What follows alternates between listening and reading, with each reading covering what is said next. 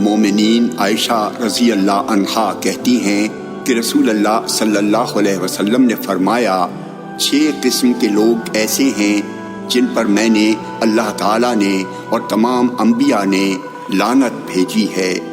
اللہ کی کتاب میں اضافہ کرنے والا، اللہ کی تقدیر کو جھٹلانے والا، طاقت کے ذریعے غلبہ حاصل کرنے والا تاکہ اس کے ذریعے اسے عزت دے جسے اللہ نے ذلیل کیا ہے، اور اسے ذلیل کرے جسے اللہ نے عزت بخشی ہے، اللہ کی محرمات کو حلال سمجھنے والا، میرے کنبے میں سے اللہ کی محرمات کو حلال سمجھنے والا، اور میری سنت ترک کرنے والا۔ جامع ترمذی حدیث نمبر 2154۔ یہ حدیث ضعیف ہے۔